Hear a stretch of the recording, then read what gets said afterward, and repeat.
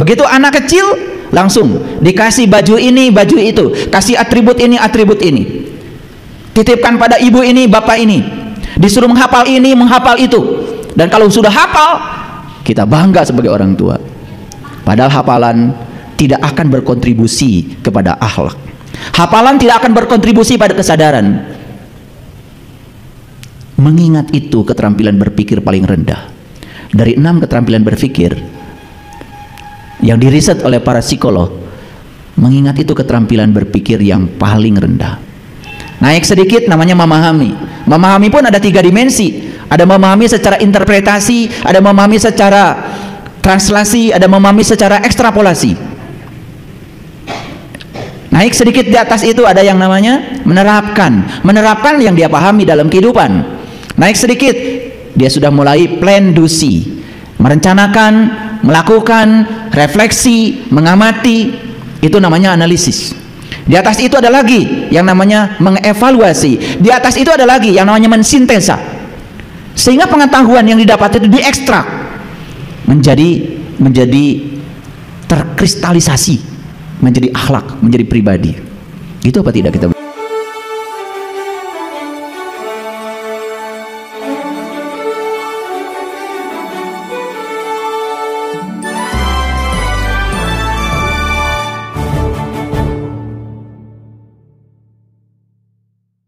Bismillahirrahmanirrahim.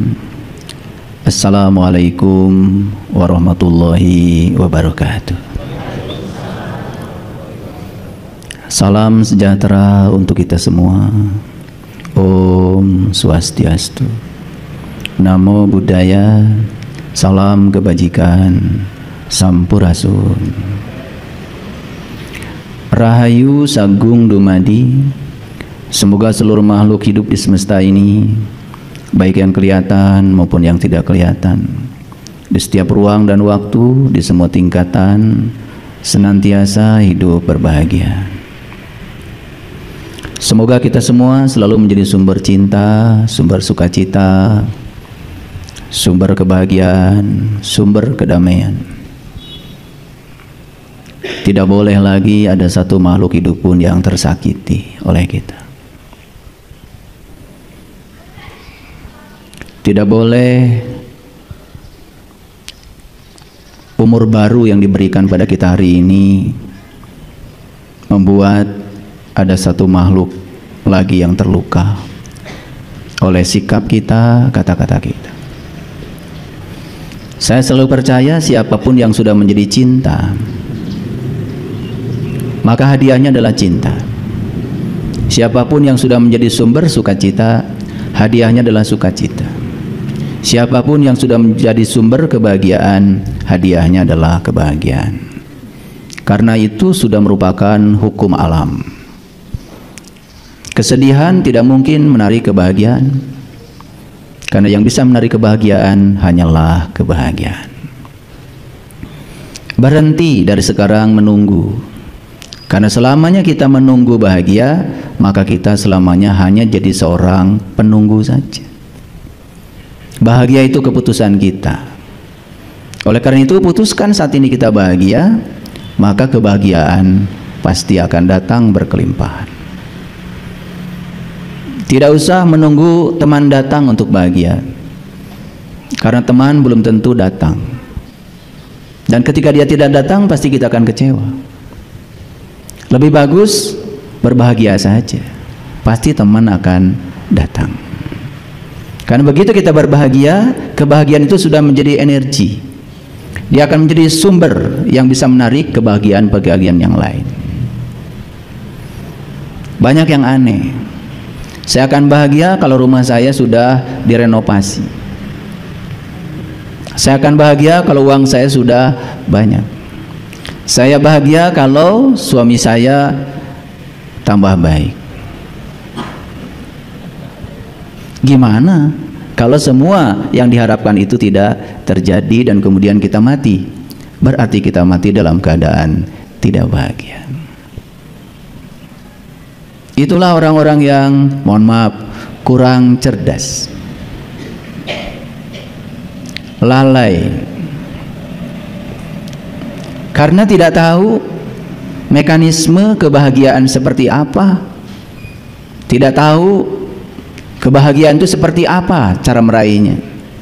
Padahal bahagia itu sederhana. Singkirkan saja semua penyebab ketidakbahagiaan, bahagia akan datang secara alami. Persis seperti kita menyapu. Tidak ada yang menyapu itu mencari yang bersih. Menyapu itu cuma cari yang kotor saja. Begitu kotornya disingkirkan, sisanya bersih. Bersih itu sebetulnya sisa setelah semua kotorannya dibuang. Bahagia itu sebetulnya sisa setelah semua sumber-sumber yang menyebabkan tidak bahagia dilepaskan. Dan satu-satunya sumber ketidakbahagiaan manusia adalah pikiran. Ketika pikiran diizinkan serakah pada yang dia ingin, ketika pikiran itu diizinkan menolak yang tidak dia ingin, dia akan terus-menerus menendang, mencengkram, menendang, mencengkram. Hidupnya terombang-ambing dalam dualitas. Itulah penyebabnya. Dan selama ini kita belajar hidup standar-standar saja. Ya hasilnya juga standar-standar saja. Bagaimana kita bisa menjadi orang yang luar biasa kalau cara yang kita lakukan adalah cara-cara biasa? Dan untuk menjadi orang yang luar biasa, caranya harus luar biasa.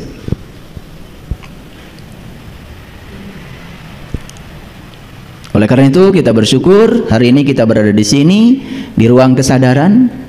Pesan saya sederhana, hadirlah di sini saat ini sekarang. Sadari kehadiran Dia sang hidup yang mewujud dalam diri kita sebagai nafas kita. Sadari masuknya, sadari tinggalnya, sadari keluarnya. Karena dengan nafas yang mengalir masuk dan keluar, kita menjadi berdaya, tubuh kita menjadi bergairah, kita menjadi cerdas, kita bisa berpikir, kita bisa melihat, kita bisa mendengar, kita bisa merasa. Semua itu karena kehadiran sang hidup dalam diri kita. Masihkah kita mencari di mana Dia? Padahal saat ini Dia sedang menghidupi kita. Saat ini Dia sedang bersama dengan kita. Dan kita tidak pernah sadar karena Dia berulang kali mengatakan, aku bersamamu, aku bersamamu, aku bersamamu dimanapun kamu berada. Selalu tidak mengerti. Karena kebisingan pikiran ini yang telah membuat kita tidak mendengar suaranya. Kebisingan pikiran ini yang membuat kita kehilangan kesadaran tentang semua kata-katanya. Itulah hidup kita selama ini. Seperti itu saja. Tidak ada perubahan. Sibuk dengan berbagai macam ritual. Itu pun tidak mengerti kenapa mesti begitu. Entah karena apa, karena tangan saya barusan kok tiba-tiba saya buka Quran, munculnya ayatnya kok mana barusan? Munculnya ini, saya juga nggak tahu. Pokoknya tak tak tak, munculnya ini, saya kaget. Kelihatan dari belakang.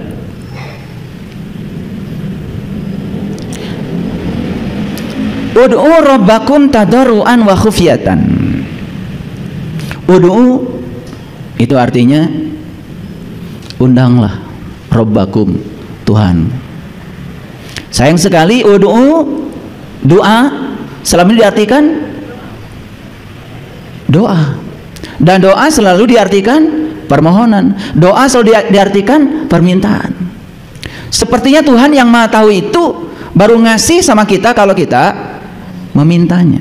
Sepertinya Tuhan yang Maha Agung itu dengan keagungannya baru memberi kalau kita merengek-rengek kepadanya. Dari kecil kita diajarkan ada doa mustajab, doa tidak mustajab, macam-macam ajarannya. Kalau ada benda ini di rumah, awas, malaikat tidak datang, nyalahkan benda. Buang benda-benda itu, malaikat akan datang, rezeki akan datang, utang lunas. Saya nggak ngerti kenapa agama itu jadi begitu. Padahal doa yang sebenarnya ini sini. Apa yang kita pikirkan berulang-ulang, apa yang kita katakan berulang-ulang, apa yang kita lakukan berulang-ulang, karena ada proses repetisi di situ. Itu doa. Dan doa itu arti yang sebenarnya adalah undangan. Jadi Allah itu hanya ingin diundang, hanya ingin dirasakan kehadirannya. Karena begitu dekat bersama kita, kok sampai hari ini kita tidak merasakan kehadirannya. Lucu kalau saya bertanya sama yang ketemu saya, buat apa kamu kesini?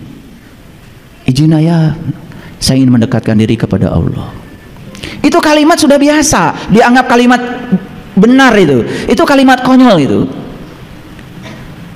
Mau mendekatkan diri kemana lagi? Allah sudah maha dekat. Bahkan Allah lebih dekat daripada urat nadi lehermu. Mau mendekatkan diri kemana lagi? Kenapa tidak diubah, ditransformasi pemikiran kita? Harusnya Allah sebegitu dekat dengan saya, tapi mengapa sampai hari ini saya tidak merasakan kehadirannya?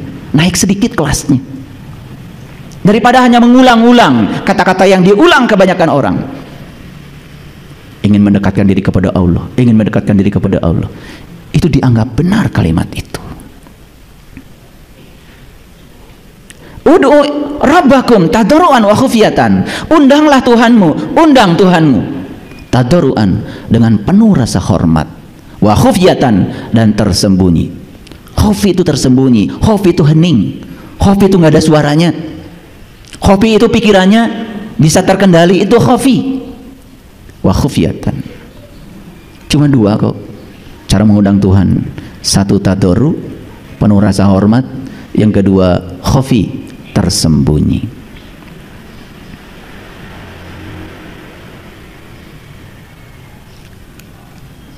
Saya bilang tadi, kenapa kita sulit sekali mendengarkan suaranya?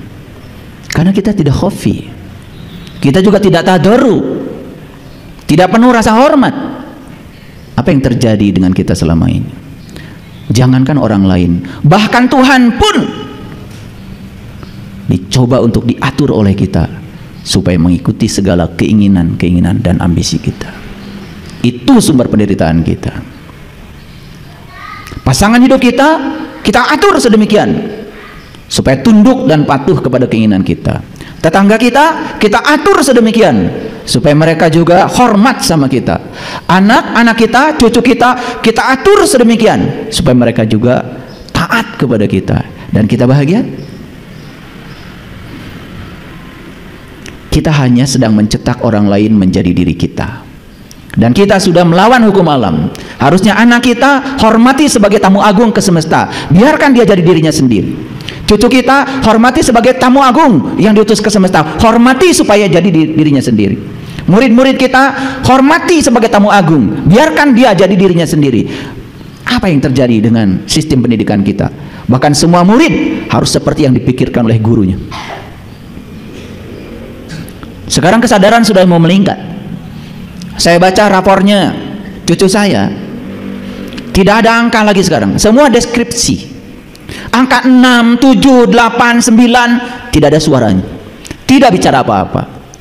Orang tua perlu deskripsi, perlu penjelasan yang lebih utuh.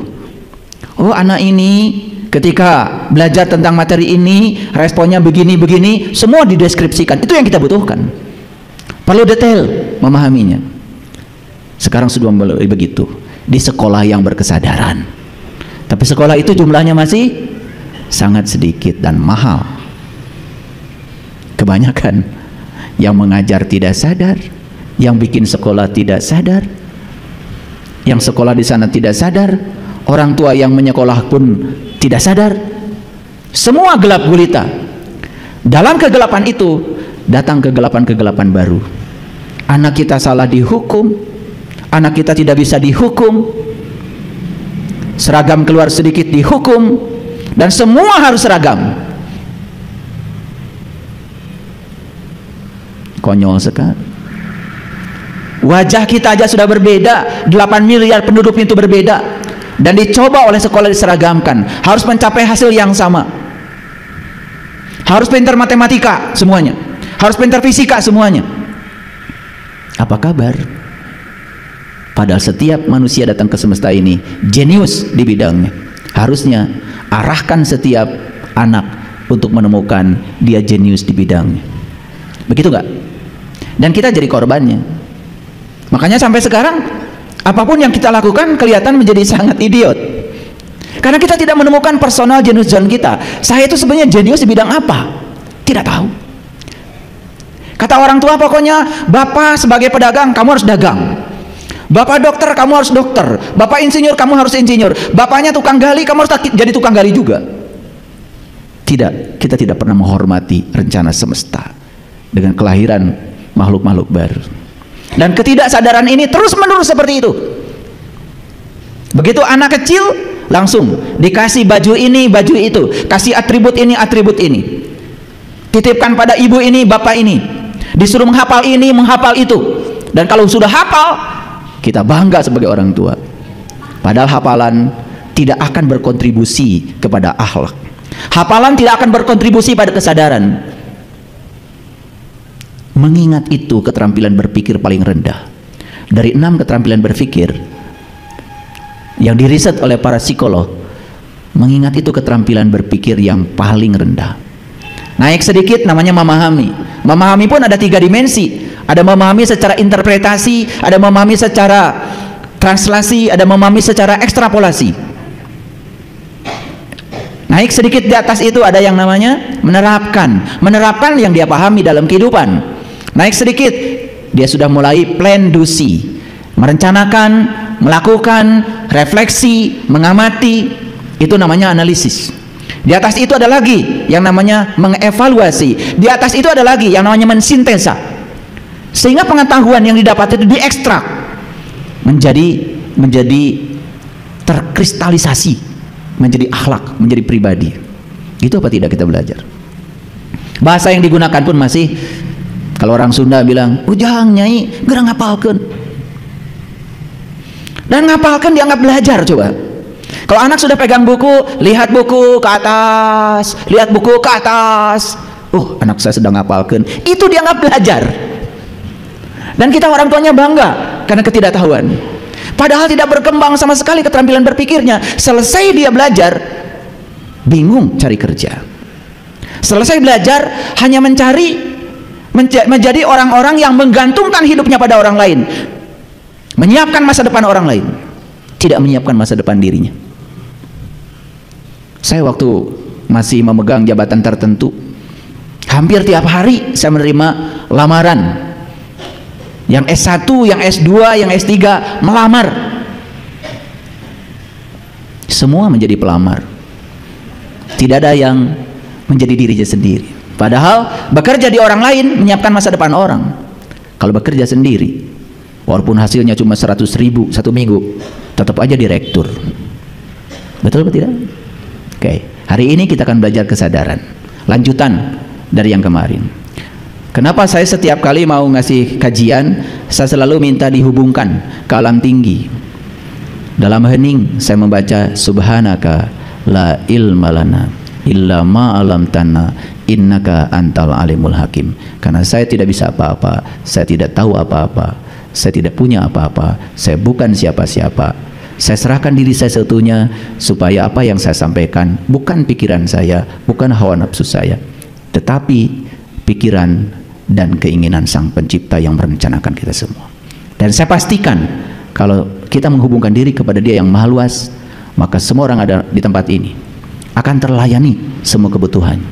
Itu hebatnya Dia yang Maha Tahu. Datang ke sini saya juga tidak tahu masalahnya apa. Tiba-tiba saya berbicara apa? Itu yang namanya resonansi. Dibangkitkan kecerdasan. Oleh karena itu, kita bersyukur berada di sini. Mari kita puji Dia bersama-sama membaca hamdalah.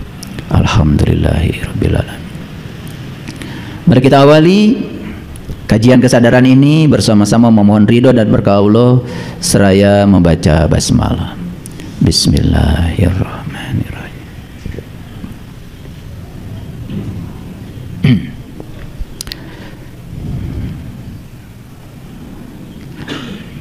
Saya tidak tahu, tiba-tiba hari ini saya ingin berbicara ini.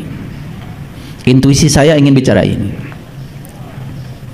Kita sering sekali mendengarkan kata-kata dari orang biasanya yang mau ceramah, mau nasihatin orang lain, biasanya pakai statement sampaikan walaupun satu ayat.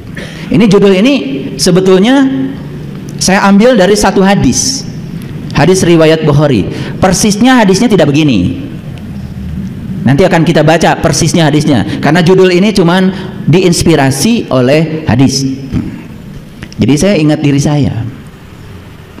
Karena saya dari kecil dibesarkan di lingkungan agama yang sangat ketat. Ayah saya adalah seorang pemuka agama. Ya, kalau dari kecil itu kalau nggak ada yang ceramah di masjid, ya udah ceramah saja. Dan untuk menutupi kelemahan ilmu saya yang sedikit itu, biasanya saya pakai dalil, sampaikan ilmu walaupun satu ayat, sehingga orang tenang. Jadi walaupun pengetahuannya sedikit, kan sudah ada dalilnya, saya berlindung di balik dalil itu. Dulu saya begitu. Makanya saya tidak akan menceritakan orang lain, saya cerita saya dulu. Sekarang ya sudah sedikit berbeda. Saya dulu kalau mendengar kata ayat, yang terpikir oleh saya itu tuh Bismillahirrahmanirrahim, satu ayat. Alhamdulillahi Rabbil Alamin, satu ayat. Ar-Rahmanirrahim, satu ayat, gitu pikiran saya dulu begitu. Mungkin sama ya. Karena Quran isinya kan cuma dua, surat dan ayat. Quran itu isinya dua, surat dan ayat. Dan kita pun jarang menyadari kenapa Quran oleh leluhur kita diberi nama surat. Jarang bertanya. Kalau saya bertanya terus, saya itu punya buku bodoh namanya itu. Jadi buku bodoh itu daftar pertanyaan saya. Apa saya yang kelihatan saya tanya itu. Hujan saya tulis, kabut saya tulis. Bahkan ada mobil tulisan di situ 16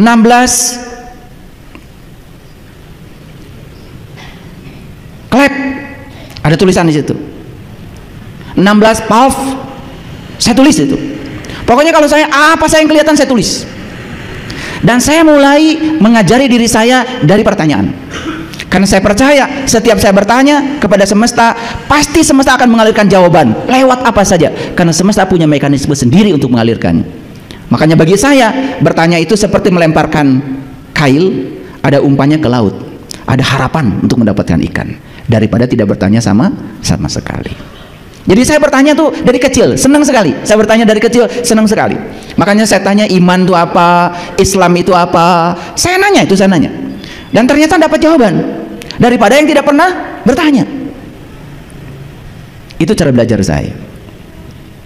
Jadi ternyata ayat itu bahasa Arab, artinya adalah tanda. Jadi sebetulnya ya, Nabi Muhammad itu menyampaikan kepada kita hadis resminya begini, sampaikan dariku walaupun hanya satu tanda. Itu lengkap hadisnya begitu. Ulangi ya, sampaikan dariku walaupun satu tanda sebetulnya. Nah kita kembali lagi kepada tugasnya para rasul, tugasnya para nabi. Apa sih sebetulnya tugasnya para nabi dan rasul? Yuk kita tetapkan kembali. Tugasnya para rasul, para nabi itu ternyata mengajak manusia kembali kepada Allah. Setuju? Di Quran dikatakan, ud'u ila sabili rabbika. Ud'u ila sabili rabbika. Undanglah manusia ke jalan Tuhannya. Undanglah manusia ke jalan Tuhanmu, begitu. Para rasul, para nabi tidak akan sukses mengundang manusia ke jalan Tuhan kalau mereka tidak mengenalkan Tuhan. Oleh karena itu ajaran pertama yang disampaikan oleh mereka adalah ajaran tentang bagaimana cara mengenal Tuhan. Itu ajaran pertama. Sampai Nabi Muhammad mengatakan awwaluddin ma'rifatullah. Awalnya agama adalah mengenal Tuhan. Dan saya bisa buktikan semua nabi, semua rasul di Quran tidak ada yang mengawali perjalanan agamanya lewat jalan syariat. Semua lewat jalan ma'rifat. Dan ma'rifat bukan tingkatan tertinggi dari ilmu. Ma'rifat itu adalah ilmu awal supaya kita benar bersyariat. Bukankah Nabi Muhammad sebelum sholat Isra Mi'raj dulu? Betul? Bukankah Nabi Musa sebelum sholat beliau juga diundang dulu oleh Allah di Al-Muqaddas itu? Bukankah Nabi Ibrahim sebelum mengatakan inni wajjahtu wajhiya lilladzi fataras samawati wal ardh, beliau pun mencari Tuhan dulu. Semua nabi begitu. Itu ilmu awal yang diajarkan oleh mereka. Dan lucunya sekarang ini dianggap ilmu tertinggi, padahal ini ilmu awal supaya kita benar beragama, supaya benar bertauhid. Kalau kita mengikuti jejaknya mereka, kita akan kebagian akhlaknya mereka. Dan kenapa kita tidak kebagian akhlaknya? Karena terbalik belajarnya. Jadi sampaikan dariku walaupun satu tanda. Clear? Oke.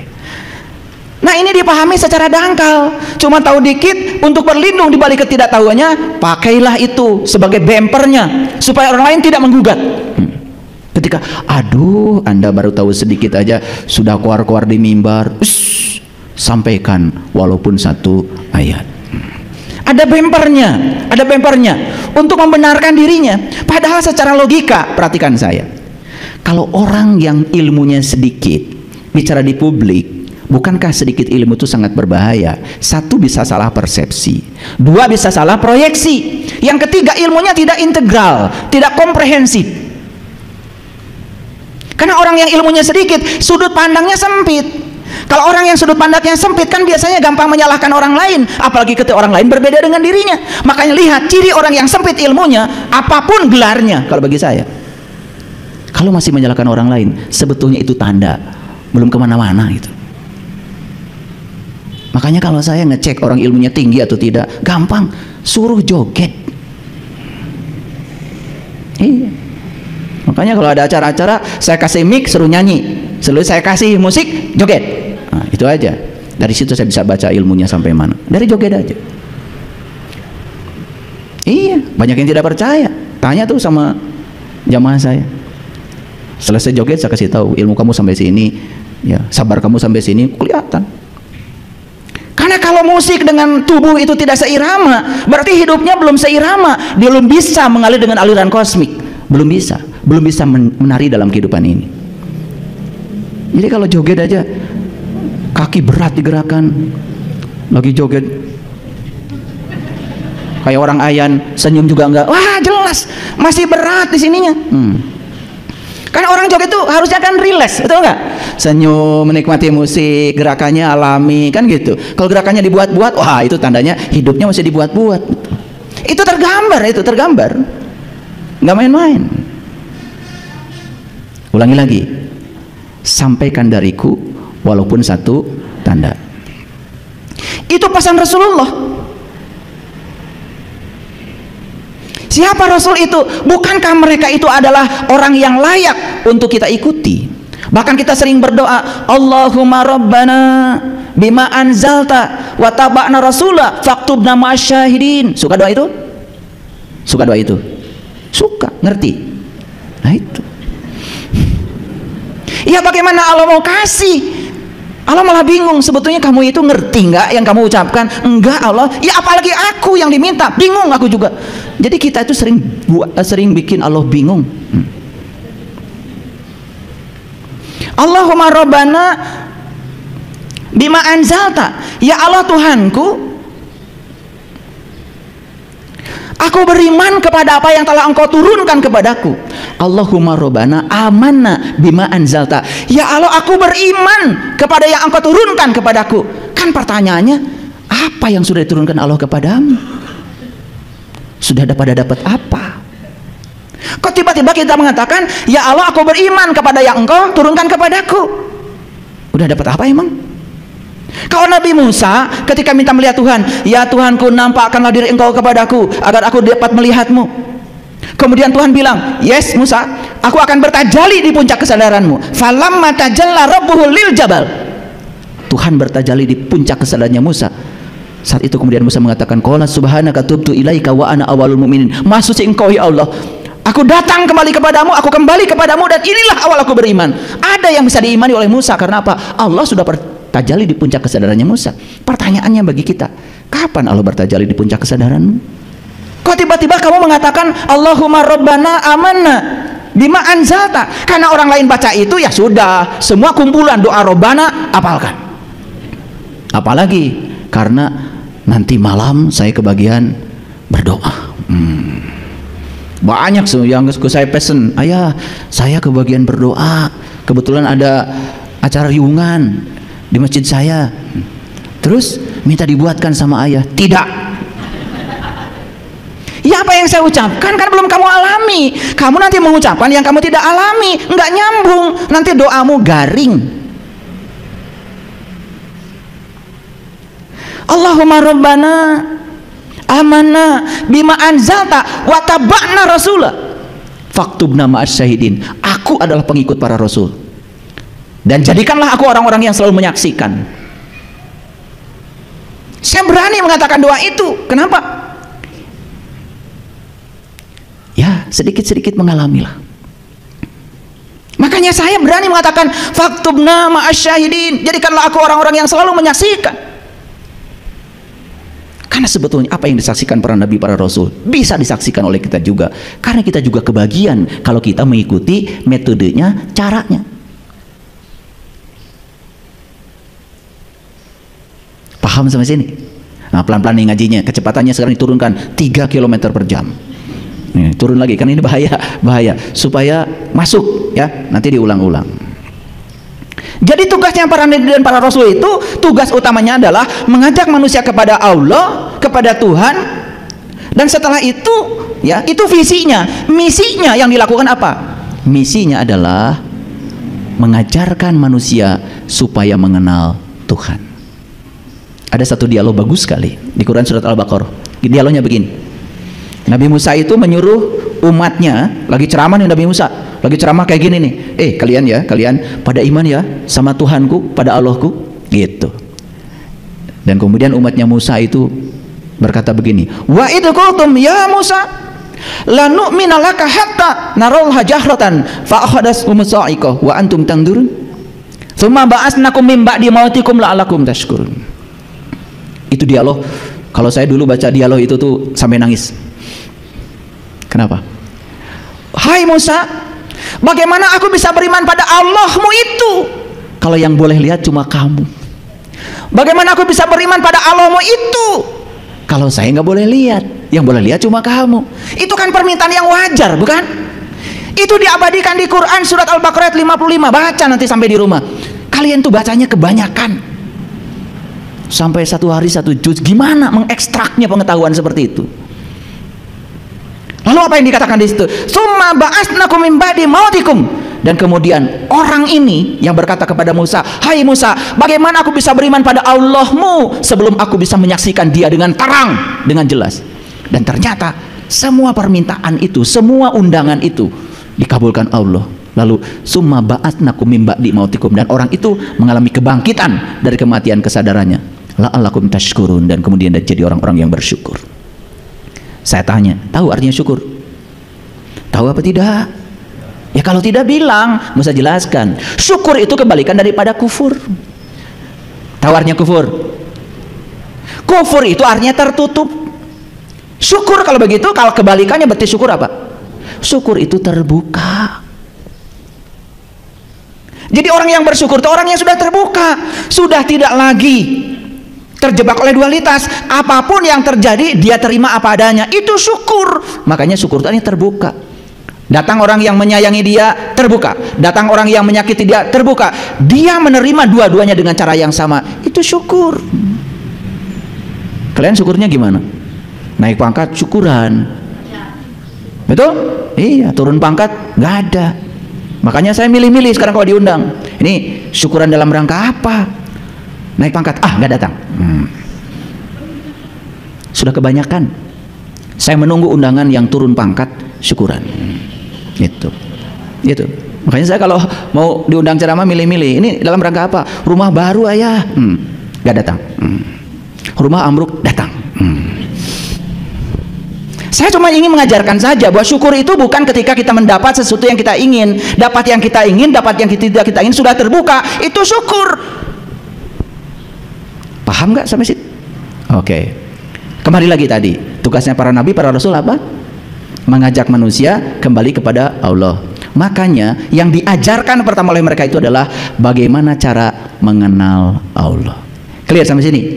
Jadi sebetulnya yang disebut dengan tanda itu bukan ayat. Kalian boleh berbicara sesuatu kalau kalian sudah tahu tandanya. Tanda siapa?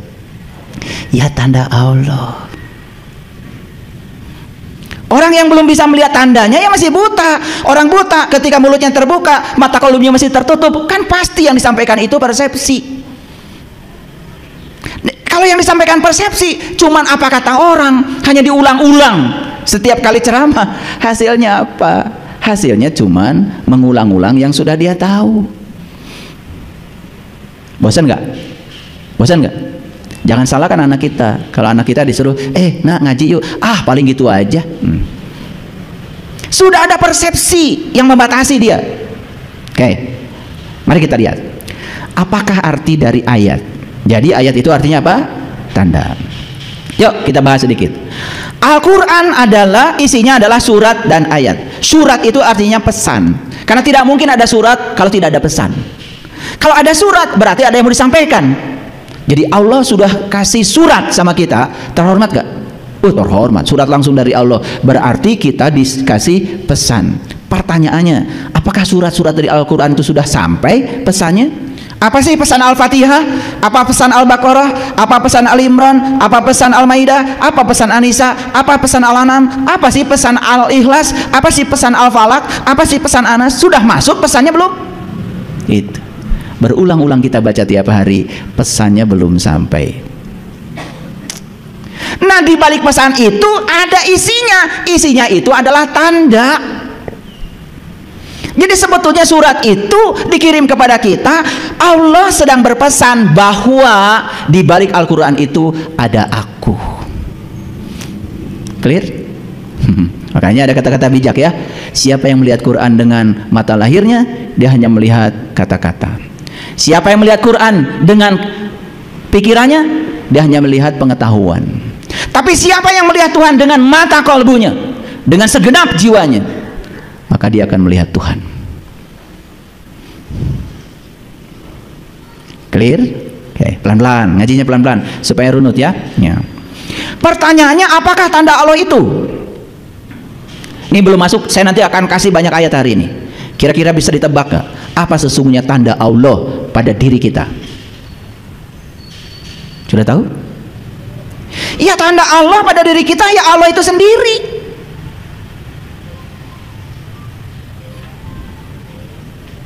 Tanda Allah pada diri kita adalah Allah itu sendiri. Yuk kita buktikan perlahan-lahan ya. Supaya jelas saya sampaikan dulu hadisnya. Jadi dalam hadisnya dikatakan, sampaikan dariku walaupun satu ayat.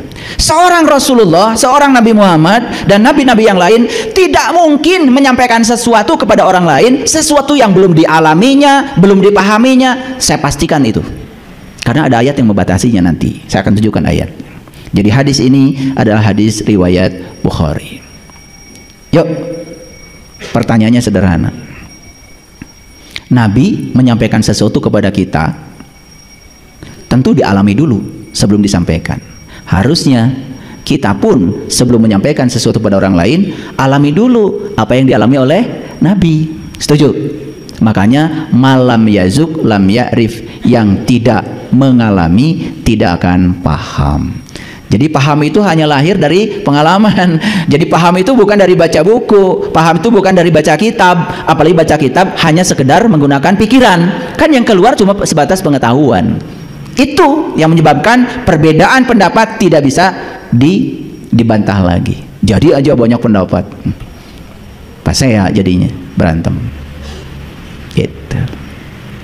Kalau diikat oleh pengalaman, sekalipun kata-katanya berbeda, tidak akan ada perbedaan pendapat. Oke, lanjut dulu. Jadi hadis ini telah didangkalkan oleh kebanyakan orang dan telah menimbulkan satu kenyataan yang begitu mudahnya setiap orang untuk menjadi seorang pembicara dalam bidang agama, asal tahu satu ayat, besok-besok sudah menyampaikan.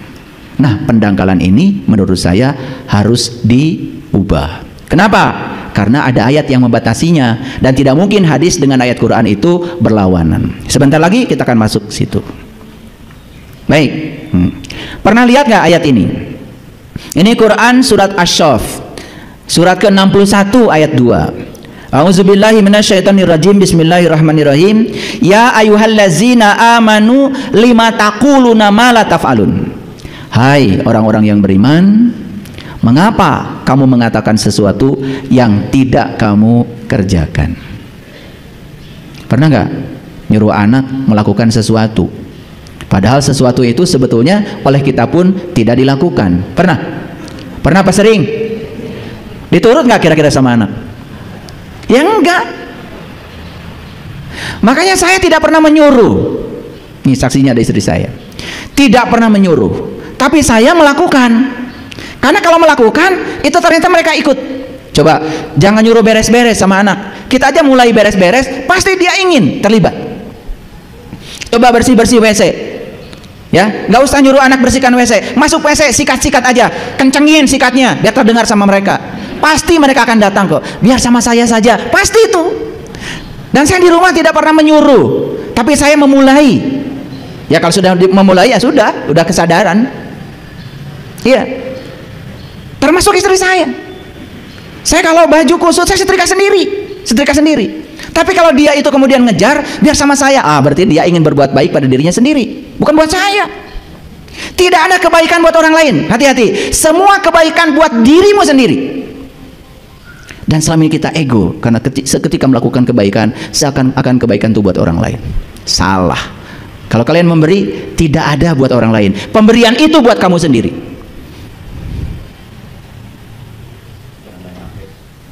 Ya? Jangan main HP. Lah, ibunya bilang jangan main HP sambil main HP.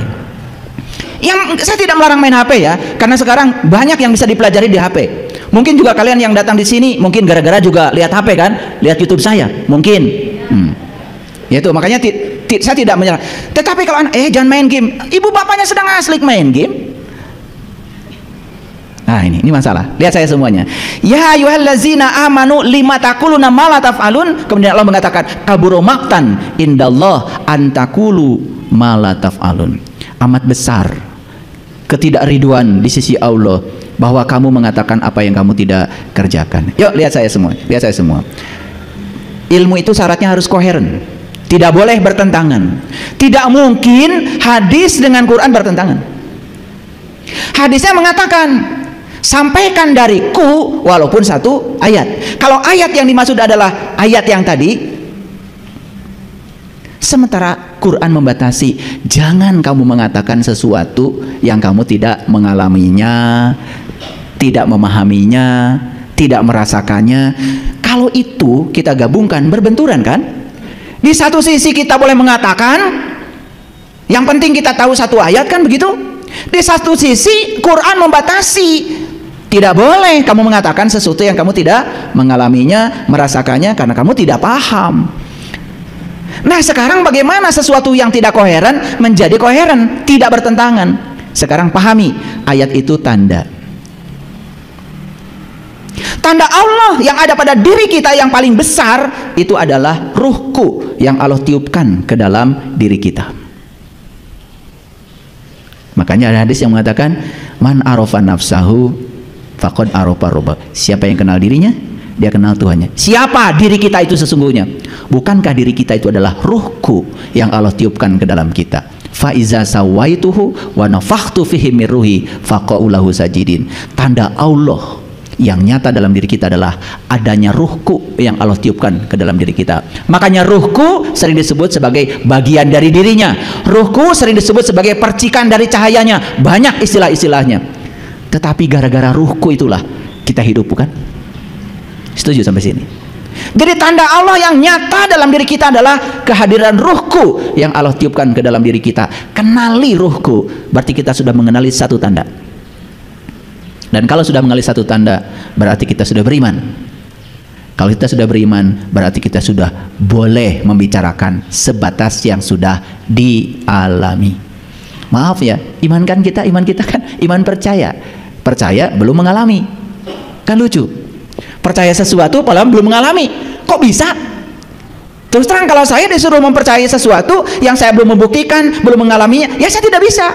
Walaupun dipaksa saya tidak bisa. Makanya muncullah la ikraha fiddin. Makanya agama tidak ada paksaan. Karena tidak boleh memaksa orang lain harus percaya. Umatnya Nabi Musa disuruh percaya sama Allahnya Musa. Kemudian timbul pertanyaan, hai Musa, sungguh aku tidak akan beriman pada Allahmu sebelum aku juga sama-sama melihat dong. Masuk akal? Oke. Ini saya jelaskan secara saintifik. Pendekatan saya saintifik. Artinya cerna ya. Kalau kita bisa jujur pada diri sendiri, bisa jujur pada diri sendiri, ini awal menemukan hidayah. Karena awal menemukan hidayah itu satu mau mendengar, yang kedua mau mengikuti, dan mengikuti itu syaratnya satu, jujur pada diri sendiri. Jujur pada diri sendiri, itu kuncinya. Clear sampai sini? Masih berlawanan hadis itu? Tidak kan? Jadi artinya tidak sembarangan seseorang boleh menyampaikan sesuatu kepada orang lain, apalagi dia belum mengalami, belum merasakannya. Tidak boleh, kan ayat ini membatasi. Clear? Oke, kalau gitu saya lanjutkan. Pelan-pelan ya, pelan-pelan. Ini ayatnya yang saya sampaikan. Apa sih tanda Allah dalam diri? Ini ayatnya. Fa idza sawaituhu wa nafakhtu fihi min ruhi faqa'u lahu sajidin. Maka ketika aku telah menyempurnakan kejadiannya, menciptakan tubuh di rahim ibu dan telah meniupkan ke dalamnya ruhku. Itulah diri sejati kita. Itu pribadi kita yang sebenarnya. Dan pribadi kita yang sebenarnya, yang sejati, ya ruhku itu. Nah, nanti saya akan gunakan begitu banyak analogi, ya. Sabar dulu, kita baca dulu ayat-ayatnya. Ulang dulu. Tanda Allah yang paling besar dalam diri kita apa? Ruhku. Satu saja kenali itu. Makanya Allah lewat Rasulnya menjamin, siapa yang kenal dirinya, maka dia akan kenal Tuhannya. Cukup mengenali pribadimu yang sejati, maka kita akan tahu segalanya. Clear? Oke, lanjut. Pelan-pelan ya. Nah. Apakah wujud ruh itu menurut Al-Quran? Jadi saya batasi supaya kita tidak keluar dari konteks. Karena, mohon maaf, banyak sekali istilah-istilah Quran yang ditanyakan ke kamus. Itu jadi nggak nyambung. Karena Quran itu bahasa Tuhan, bahasa Arab, maka satu-satu yang bisa ditanyai oleh kita, ya Rob. Bukan kamus. Kalau tanya kamus, itu jadi bahasa manusia. Oke, baik, kita lihat. Kita baca ya ayatnya ya, supaya jelas. Wa kadzalika auhayna ilaika ruhan. Apa? Ada kata ruh di situ? Ada. Saya terjemahkan ya. Dan demikianlah kami wahyukan kepadamu ruh min amrina, dengan perintah kami. Jadi ruh itu diperintahkan ke sini. Makanya sebetulnya manusia itu sejatinya adalah ruh. Sesungguhnya manusia itu sejatinya adalah makhluk spiritual. Sesungguhnya sejatinya manusia itu adalah makhluk cahaya. Dikaryakan di semesta untuk mencahayakan semesta. Sekarang manusia lupa pada jati dirinya, datang ke semesta malah ikut menggelapkan semesta, lupa akan asal muasalnya sebagai makhluk cahaya. Yuk, saya mengajak, mari kita cahayakan semesta ini. Makanya leluhur kita mengatakan, ya, tugas kita di sini adalah memayu hayuning bawono, mempercantik semesta yang sudah cantik itu. Siapapun yang berkontribusi mempercantik semesta yang sudah cantik, itulah yang disebut dengan orang soleh. Ada pertikaian, dia datang untuk mendamaikan, mempercantik itu. Bukan malah menimbulkan pertikaian baru. Bahkan saya kalau di rumah, kalau ada satu bunga di rumah saya mati, masalahnya bukan pada bunga, masalahnya penghuni rumah. Tidak ada kasih sayang. Makanya saya pagi-pagi tidak pernah minum sebelum saya kontrol dulu supaya bunga di rumah saya minum. Saya tidak sarapan pagi kalau ikan di rumah saya tidak makan. Mereka harus duluan makan, baru saya makan. Karena yang namanya anggota rumah tangga itu bukan hanya manusia. Bahkan di rumah kita juga ada anggota yang tidak kelihatan. Jangan lupa. Bunga itu anggota, ikan itu anggota, semua makhluk hidup yang dihadirkan di rumah kita itu anggota rumah tangga kita. Apa kabar? Sampai ada bunga mati di rumah kita. Kalian kemana? Bagi saya, ini kehilangan cinta kasih ini. Bukan soal bunganya mati, kehilangan cinta kasih. Tapi kalau kita sudah urus bagus kemudian mati, ya sudah selesai. Dia menjalankan perannya, lain lagi tuh. Tapi kalau mati karena kekeringan, saya kira nggak ada cinta kasih. Makanya saya bawel sekali. Kemanapun saya pergi, ya, termasuk ke sini, ya, saya selalu kontrol. Kemarin saya pergi ke Cilekong itu, tempat yang sedang kita bangun di sana. Ada bunga yang kering, ya udah, saya siram. Begitu saya nyiram, sibuk semuanya. Biar sama saya, ayah. Tuh. Iya, biasa. Kalau saya sibuk semua. Ya saya sibuk bukan karena ingin dipuji, karena saya pengen nyiram. Karena saya barusan minum 1 gelas itu bunga kering, itu ada rumput kering. Masa tidak kelihatan dia kering? Kan kelihatan. Dan itu dianggap hal biasa. Ini soal cinta kasih. Soal cinta kasih para sahabat. Kalau kita sudah merasakan cinta kasihnya Allah di dalam, maka cinta kasih ini akan keluar dari dalam keluar secara otomatis.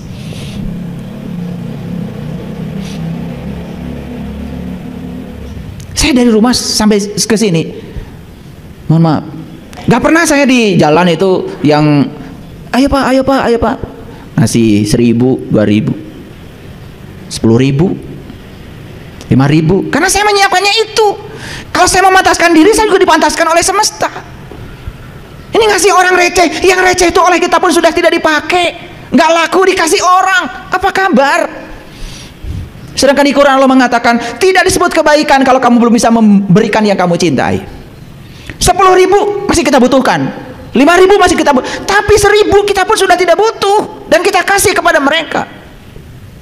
Dan kita mengatakan kita dermawan di sisi itu. Jadi bagaimana kita mau dipantaskan semesta kalau kita tidak memantaskan diri kita sendiri? Banyak ya saksinya. Kalau murid saya ikut mobil saya, wah itu di uangnya 10.000-an, 5.000-an, buat apa ya? Buat itu Pak Uga yang di jalan. Kan kalau 10.000 masih mending dapat nasi padang toh. 1.000 receh lagi, dilempar lagi ngasihnya. Ya Allah. Dan demikianlah kami wahyukan kepadamu ruh dengan perintah kami. Sebelumnya kamu tidak mengetahui apakah itu kitab, sebelumnya kamu juga tidak mengetahui apakah itu iman, tetapi kami menjadikan ruh itu cahaya. Ini saya jelaskan secara ilmiah ya, supaya sebelum membantah itu ya dengar dulu, dia dapat hidayah.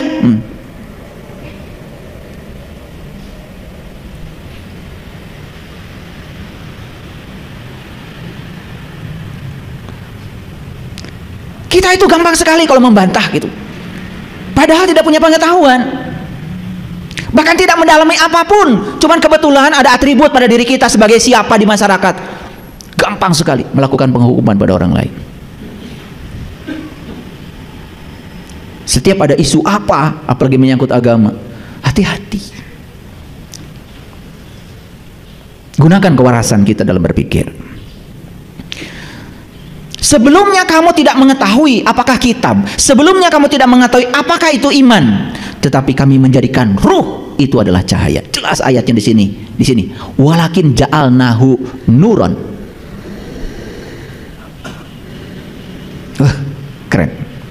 Wa kadzalika auhayna ilaika ruhan min amrina ma kunta tadri mal kitab walal iman walakin ja'alnahu nuron. Dan setelah aku jadikan ruh itu adalah nur dan kamu bisa menyaksikannya, maka kamu akan mengerti apa itu kitab, apa itu iman. Keren sekali ayat ini. Agak dalam ini ya ngaji hari ini. Kemudian nahdi bihi, yang kami tunjuki dengan cahaya itu siapa yang kami kehendaki di antara hamba-hamba kami. Pertanyaan, ya Allah, akankah engkau menunjukkan kepadaku agar aku bisa menemukan cahayamu ya Allah? Allah akan menjawab, begitu kamu punya kehendak, aku kehendaki, karena aku hanya menghendaki mereka-mereka yang punya kehendak. Semua ingin dimulai dari dirimu sendiri. Jadi cara Allah menghendaki itu bukan ini dikehendaki ini tidak, ini dikehendaki ini tidak, suka-suka Allah, bukan. Karena di dalam ruhku itu sudah ada kudrat, dalam rohku itu sudah ada iradat, sudah disemaikan di situ keinginan, sudah disemaikan di situ iradah, sudah disemaikan di situ kehendak. Begitu kehendak kita dimunculkan, menyatu dengan kehendak Allah, dua kehendak bertemu, di situ terjadilah pertemuan. Yuk kita kasih contoh sekarang. Karena kalian ada kehendak untuk belajar, saya ada kehendak untuk mengajar, terjadilah pertemuan hari ini, terjadilah proses belajar mengajar. Dan proses belajar mengajar ini hanya terjadi kalau ada dua kehendak. Betul apa tidak? Kurang apa buktinya? Jadi ingin sesuatu terjadi, ya sudah mulai, kamu yang menghendaki, dia dikehendaki sama Allah. Makanya Allah bilang di Quran, man kana yarju liqa rabbih, man kana yarju liqa Allah fa inna ajalallahu laj. Barang siapa yang berharap, berkehendak, berkeinginan jumpa dengan Allah, maka waktu yang dijanjikan itu pasti datang. Kepada siapa? Kepada yang berkehendak, itu aja kok sederhana. Tidak ada syarat yang lain. Kalau ada yang bilang, wah syarat jumpa dengan Allah tuh harus ini, harus itu, nah, itu belum jumpa dia. Banyak syaratnya. Quran juga syaratnya cuma satu kok. Barang saya berharap, pasti waktunya datang. Yang tidak berharap, ya sudah, nggak datang-datang, itu aja kok. Ada yang telepon tadi pagi sama saya, ayah, saya rindu sama ayah. Sebetulnya saya hari ini pengen ke masjid. Bullshit loh. Kalau rindu sama saya dan pengen ke masjid, ya pasti kamu tuh sudah ada di sini. Ngomong sama saya basa-basi begitu. Ya mohon maaf, jadinya saya omelin. Bullshit aja kamu ngomong begitu, saya bilang. Sama saya lagi. Ya sama yang tidak sadar ngomong begitu, ya mungkin yes saja. Sama saya mohon maaf, ya saya omelin. Kalau kamu kuat keinginannya, kamu ada di sini sekarang. Karena yang mengantarkan kita ke sini itu kan tekad. Coba, yang dari Gombong ada di sini karena tekad. Maaf, kalau tekadnya kuat, semesta itu akan memfasilitasi. Bahkan saat ngomong begitu, mau ke Bandung, mungkin duitnya belum ada. Begitu mau pergi, ada duitnya. Tanya coba, tahu kok saya. Nggak usah ngobrol sama saya. Gitu. Jadi jangan banyak basa-basi. Ya. Saya rindu, pengen ke sana. Cuman mohon maaf sibuk. Ya nggak rindu. Kamu rindu sibuk aja. Maaf ya. Ini udah biasa kita itu. Basa-basi jadi basi. Oke, lanjut dulu. Clear dulu ya. Sampai sini ngerti? Jadi Allah akan menjadikan ruh itu sebagai nur. Supaya apa? Supaya gampang dikenali.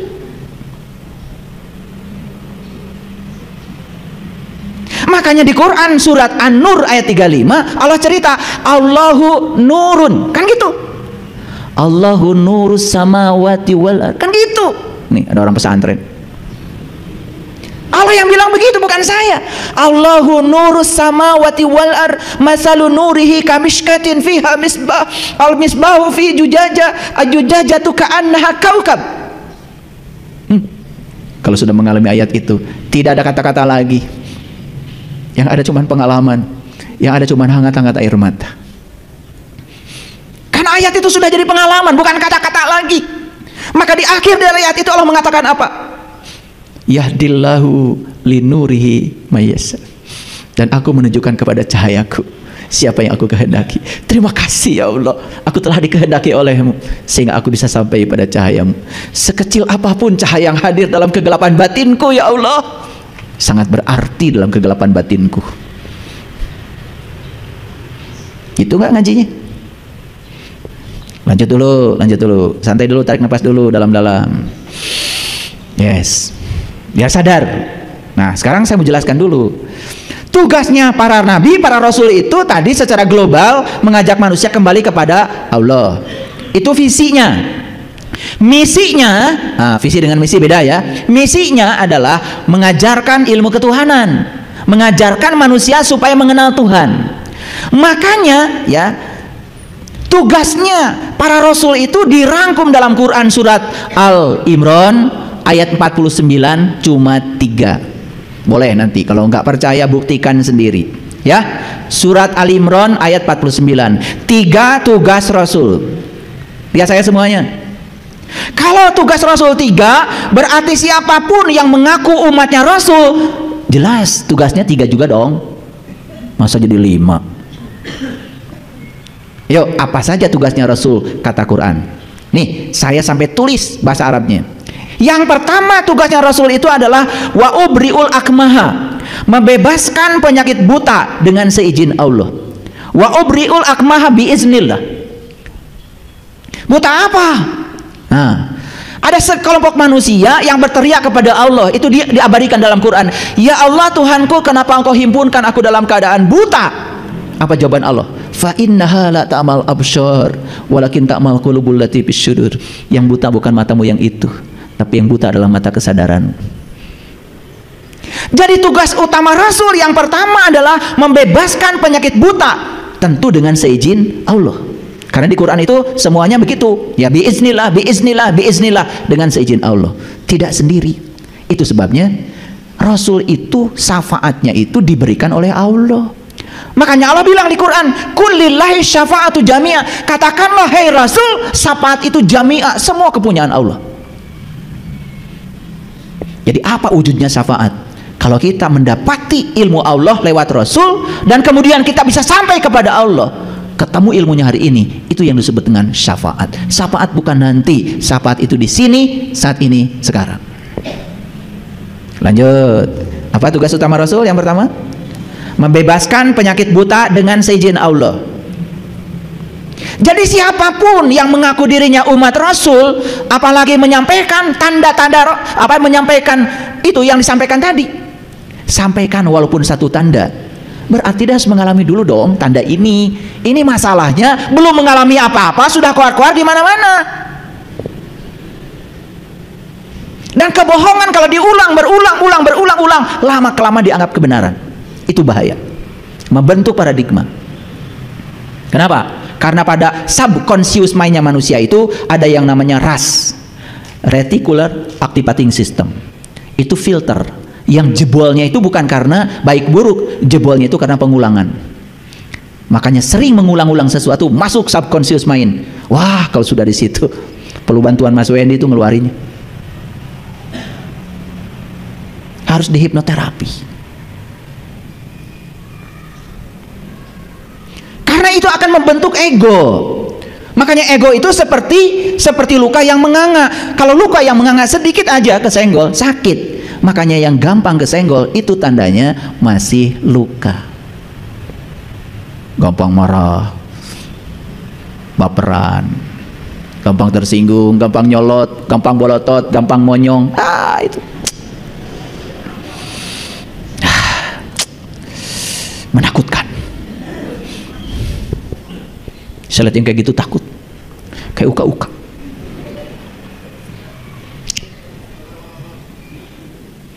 Saya sebetulnya kalau masuk ke masjid suka takut,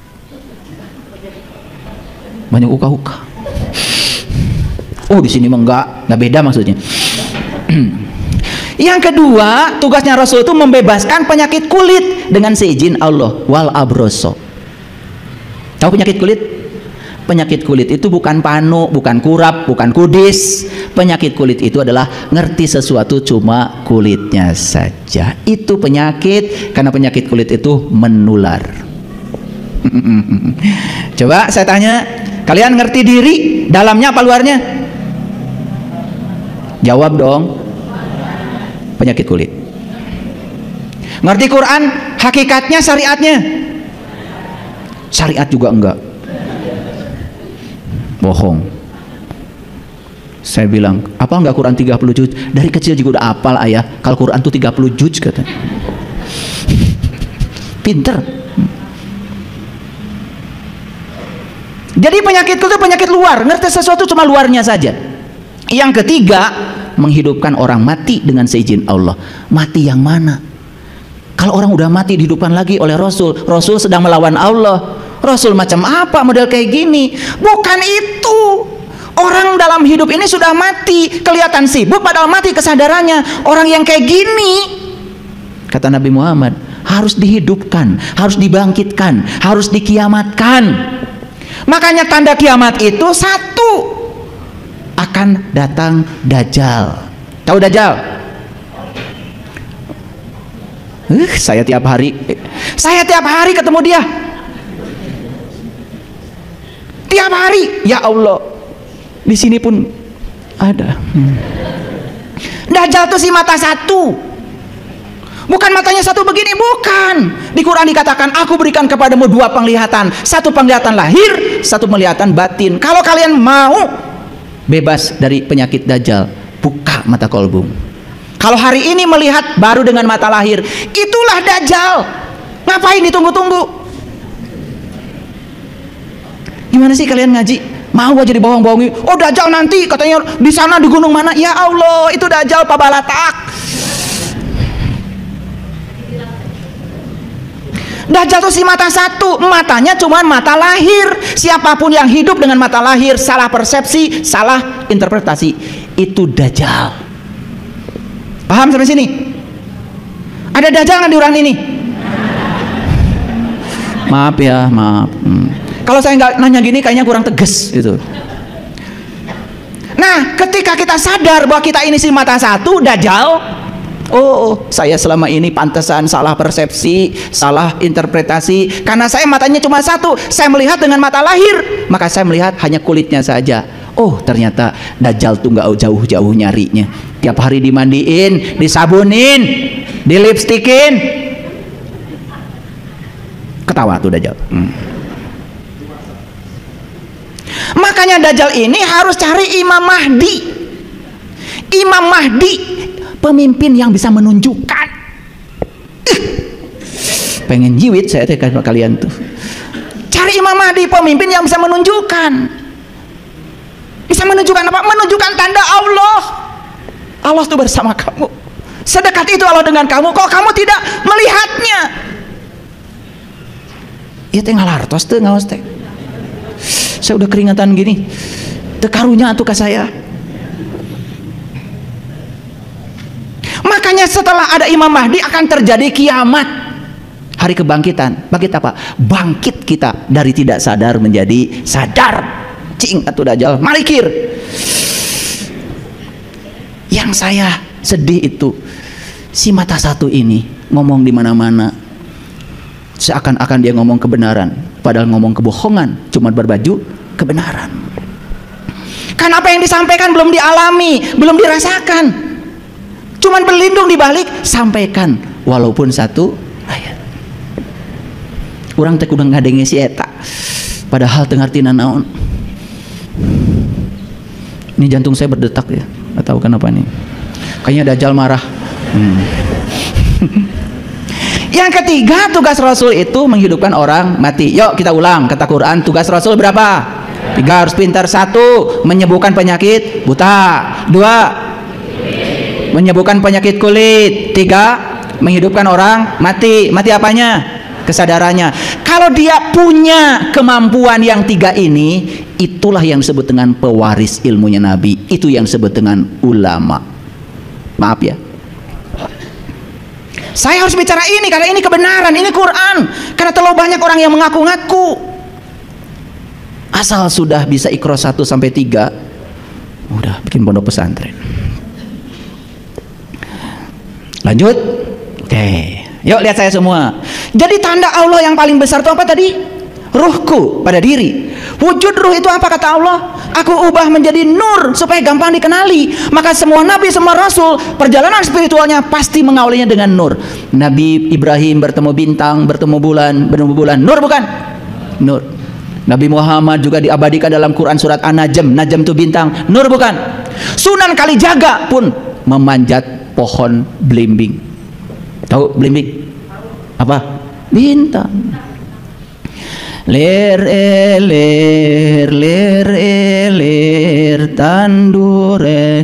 tandure sumilir ta ijo royo ta sengguh temanten anyar ta sengguh temanten anyar. Bocah angon pene no blimbing kuwi lunyu pene no kanggo sep dodo tiro ting gahing pinggir dondo mono jrumatono kanggo seboh mengko sore mumpung gembulane mumpung kalangane ya suraho sora iyo mumpung padang mumpung jembar kalangane mumpung kalian hidup panjat sekarang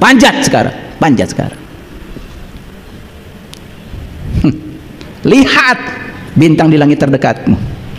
Itu tandanya. Maka Allah bilang di Quran, sanurihim ayatina fil afaq wa fi anfusihim hatta yatabayyana lahum annahul haq. Kami akan memperlihatkan kepada mereka tanda-tanda kami di segala ufuk. Perhatikan ayat ini. Sanurihim ayatina. Departemen Agama juga menerjemahkan ayat ternyata tanda juga. Ini saya ambil dari Quran digitalnya milik Departemen Agama. Kami akan memperlihatkan kepada mereka tanda-tanda kami di segala ufuk dan pada diri mereka sendiri hingga jelas kebenaran. Jadi Allah akan menunjukkan, Allah itu luar biasa, maha pengasih, maha penyayang. Allah itu rindu kepada kita. Maka Allah bilang dalam hadis qudsi, kalau kamu datang kepadaku sejengkal, aku menyambutmu sedepah. Dan kalau kalian datang kepadaku dengan cara berjalan, aku menyambutmu dengan cara berlari. Paham? Jadi Allah menunjukkan tanda-tandanya di mana? Di segala ufuk. Tapi yang paling penting kata Allah, wa fi anfusihim, pada dirimu. Sudahkah kamu menyaksikan tandanya pada dirimu? Sudah? Sudah belum? Kalau belum, kapan?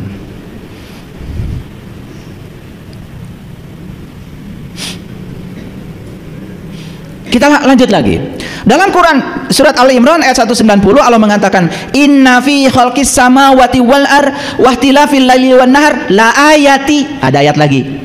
La ayati liulil albab. Lihat terjemahannya. Sesungguhnya dalam penciptaan langit dan bumi dan silih bergantinya malam dan siang terdapat tanda. Bagi siapa? Ulil albab. Ternyata tanda itu hanya miliknya ulil albab. Yang bukan ulil albab tidak akan pernah melihat tanda itu. Saya tanya sekarang, kalian ulil albab bukan? Ulil albab bukan? Ulil albab bukan? Iya. Ntar ditanya sama ulil albab apa, bingung. Ulil albab itu ada definisinya. Lihat Quran. Alladzina yazkurunallaha qiyaman wa qu'udan wa ala junubihim. Ulil albab itu adalah orang yang sudah berhasil mengingat Allah dalam keadaan berdiri, duduk dan berbaring. Pertanyaan saya, apakah kita sudah berhasil mengingat Allah? Sudah? Sudah tahu Allah? Bagaimana kita bisa mengingatnya? Tahu saja belum. Makanya perintah mengingat Allah di Quran semua diawali dengan perintah haji. Coba lihat perintah haji. Fa iza afadtum min arafah fazkurullah. Fa idza qadaitum manasikakum fazkurullah. Semua perintah mengingat Allah diawali dengan haji. Kalau begitu, ingat dulu, ketemu dulu. Ketemu dulu dong. Bagaimana bisa ingat belum ketemu? Ya Allah, aku sangat mencintaimu. Bullshit kata Allah. Ketemu aja belum. Kan ada dalilnya itu di Jawa Timur. Tanya tuh sama Mas Charlie. Apa dalilnya itu, Mas?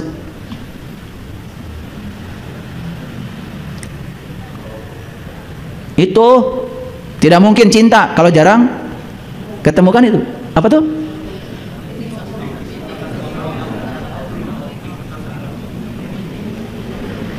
Witing tresno jalaran soko kulino. Jadi munculnya tresno itu karena jalaran soko kulino di tempat kuliner.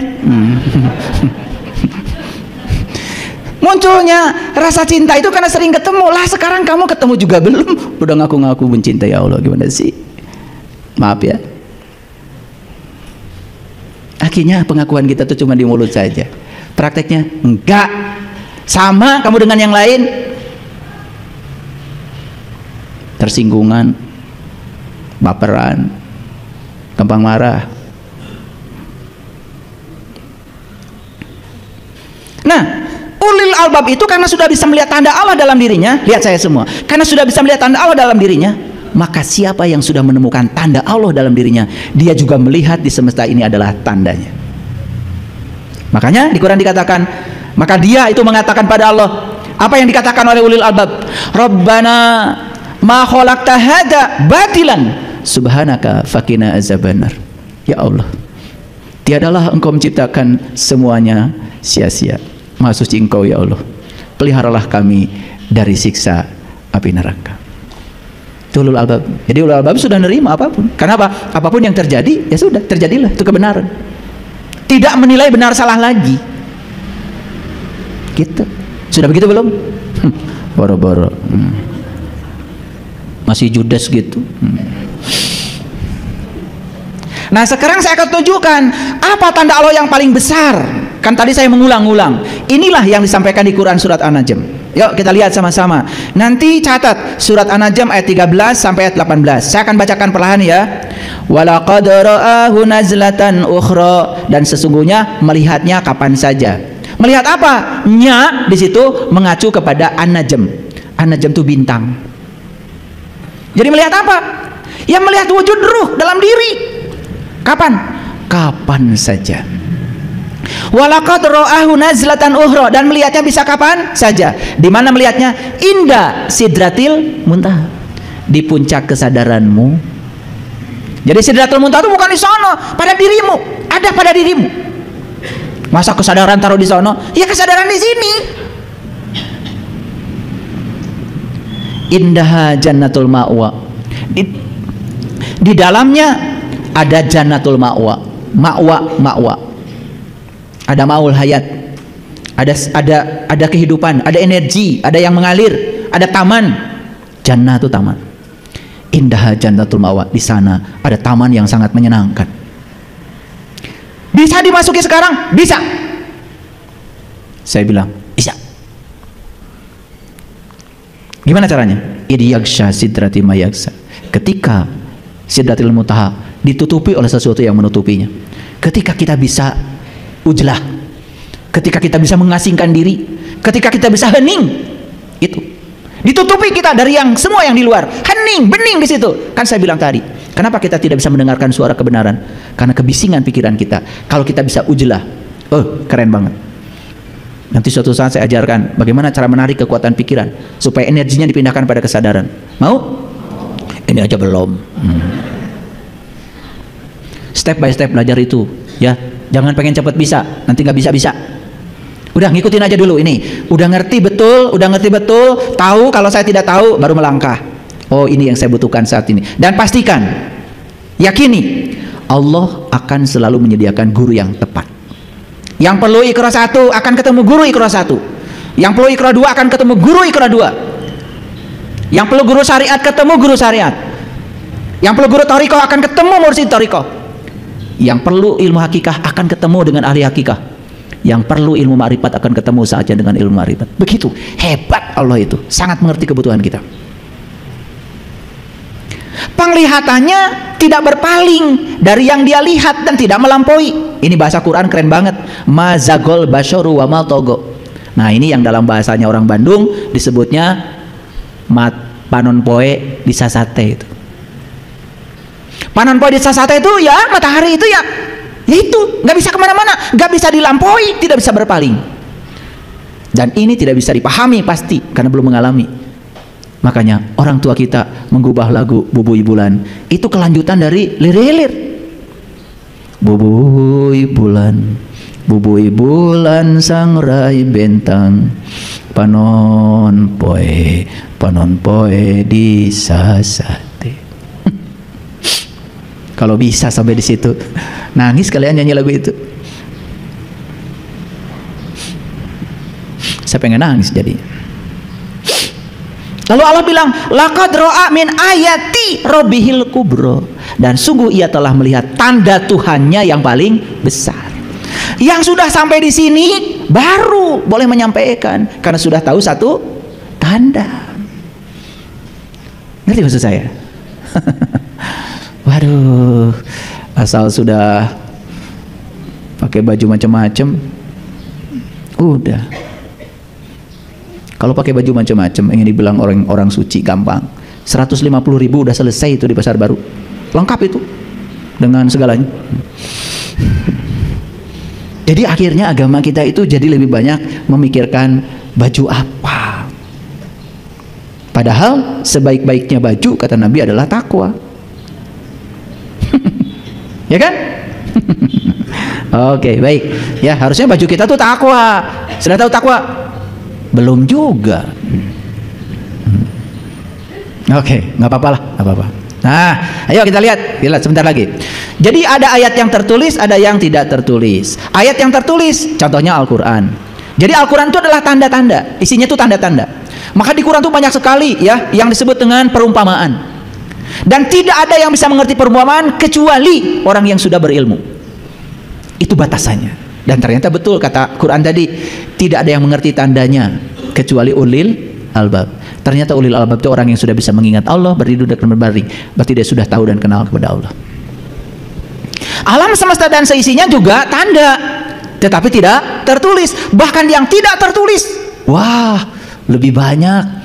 Tidak akan bisa dibongkar. Profesor Masaru Emoto menyelidiki air bertahun-tahun. Setelah mengerti perilaku molekul air, baru beliau mengatakan, aku bertemu Tuhan lewat air. Nah, itu ketemu satu tanda itu. Profesor Masaru Emoto itu menyelidiki air itu puluhan tahun. Setelah risetnya yang sekian banyak dan jurnalnya terindeks, baru beliau mengatakan, aku menyelidiki air sejak lama dan lewat air aku bertemu Tuhan. Wah, itu sudah ketemu satu tanda itu. Itu maksudnya, sampaikan walaupun satu tanda. Saya bukan melarang kalian jadi dai, bukan saya takut disaingi, bukan. Saya tidak pernah bersaing dengan siapapun, karena saya jadi diri saya sendiri. Saya menikmati saya jadi diri saya sendiri. Nah, makanya tanda-tanda itu, simbol-simbol semesta ini oleh para leluhur kita diwujudkan dalam bentuk yang sangat keren, namanya sesajen. Pernah dengar? Begitu dengar sesajen langsung merinding. Wih, itu musyrik. Ngerti juga enggak? Sajen itu artinya sastra jenda, kitab suci yang hidup. Sajen itu. Makanya coba perhatikan, di sajen ada apa saja? Ada parupuyan, anglo, ada sisir, ada cermin, ada rujaken, ada sepahen. Itu semua simbol. Kalian itu bikin daun sirih satu aja nggak bisa. Di daun sirih itu ada yang bisa dibaca loh. Itu melampaui ayat yang tertulis kalau kita ngerti. Cuman kita sudah a priori pada pribadi kita sendiri, pada budaya bangsa kita sendiri. Taunya, wah itu sesajen, berarti ngasih persembahan kepada jin. Kata siapa? Leluhur kita tidak mengajarkan begitu. Leluhur kita hanya ingin kamu mengerti semua yang disusun di sini ada bacaannya. Saya akan jelaskan sedikit. Ada parupuyan itu anglo. Anglo itu apa? Anglo itu tempat pembakaran yang terbuat dari tanah liat, bukan? Untuk bisa terjadinya begitu, diapakan dulu? Tanah itu dikasih air. Betul? Pasti ada unsur udaranya kan? Ada unsur mataharinya bukan?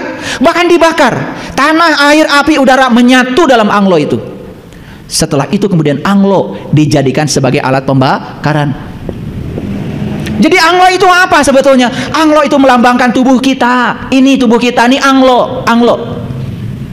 Orang tua kita sedang berpesan, tubuhmu itu adalah anglo, terbuat dari tanah, air, api, udara, lengkap di sana. Dan kalau tubuh kamu itu cuma ada 4, tanah, air, api, udara, tidak digunakan untuk membakar, berarti kamu itu mati, seperti anglo yang mati. Maka dibakarlah di sana apa? Sesuatu dibakar. Apa artinya? Kobarkan api. Sadari bahwa dalam dirimu itu ada yang hidup. Siapa? Ruhku, tanda Allah pada dirimu. Jadi anglo itu melambangkan diri kita. Ya Allah, kemana wae? Rujaken, apa rujaken? Di situ tuh ada yang kesat, betul? Cau mangala, ada kedongdong, hasem, ada yang manis, gula, ada yang asin, garam, ada yang hasem, macam-macam, diaduk semua. Begitu dimakan, jadi enak. Itulah lambang dari kehidupan. Kehidupan itu seperti rujak. Kamu jangan tolak yang keset, kamu jangan tolak yang kecut, kamu jangan tolak yang asin, kamu jangan tolak yang manis. Satukan menjadi satu rasa. Timbang-timbang oleh kamu sendiri, biar jadi harmonis. Jadi rujak yang enak, menyegarkan. Itu gak hidupmu? Makanya nggak jadi rujak. Bisanya cuman musyrik. Bagaimana mungkin leluhur kita mengajarkan yang tidak beres? Nggak ada itu. Kita yang tidak cerdas, karena kita sudah kehilangan jati diri sebagai bangsa. Kita lebih suka budaya bangsa lain daripada menghormati dan menghargai leluhur kita sendiri. Ngerti gente? Nyalahkan batur. Banyak yang menyepelekan kata-kata rahayu. Padahal rahayu itu kata agung miliknya leluhur kita. Banyak yang menyepelekan sampurasun. Padahal sampurasun artinya sampurna ingsun. Itu doa supaya ruhku dalam dirimu itu sempurna menunaikan tugasnya, pulang kembali, mulih kajati mulang ke asal. Makanya jawabannya apa? Rampes, rampak, beres.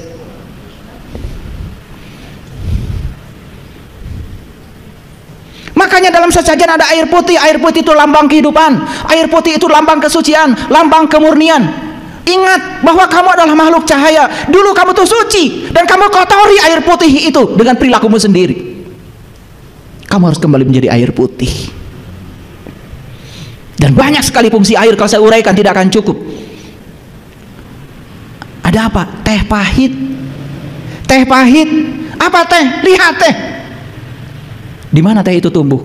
Di tempat yang dataran tinggi, yang dingin, banyak kabut, ditempa oleh sinar matahari, diambil pucuknya. Setelah itu apa? Dijemur. Di apa lagi? Ada yang disangrai. Apa lagi? Banyak proses yang terlibat di situ. Ujung-ujungnya teh itu diseduh pakai air panas, dan air yang asalnya putih kemudian berubah warna. Gak apa-apa berubah warna kalau enak. Senang minum teh. Sore-sore minum teh, pakai bubui sampai pakai gula merah, enak sekali. Semuanya itu adalah simbol. Semua itu pelajaran. Ada teh manis, ada teh pahit. Itulah kehidupan. Begitu kita akan ditempa dalam kehidupan, dijemur, dipanaskan, diseduh. Yang kuat, yang kuat. Orang tua kita sedang bicara kepada kita. Seperti itu loh kehidupan. Ada kopi, kopi manis, kopi pahit. Apa tuh kopi? Lihat kopi, di mana mereka tumbuh. Kopi itu tidak pernah satu kebun sendiri kopi, mati semua. Kopi itu senangnya bergaul dengan pohon-pohon yang lain. Makanya kopi itu, coba, ini pohon pisang bawahnya kopi, ini pohon ini bawahnya kopi. Karena kopi itu memang senangnya begitu, senang bergaul. Orang tua kita bilang bergaul, bergaul. Cicing wae maneh teh. Kupar jadinya. Mau bergaul pun tanya dulu keyakinan Anda apa, agama Anda apa. Mau ngasih salam pun tanya dulu. Ya, ribet.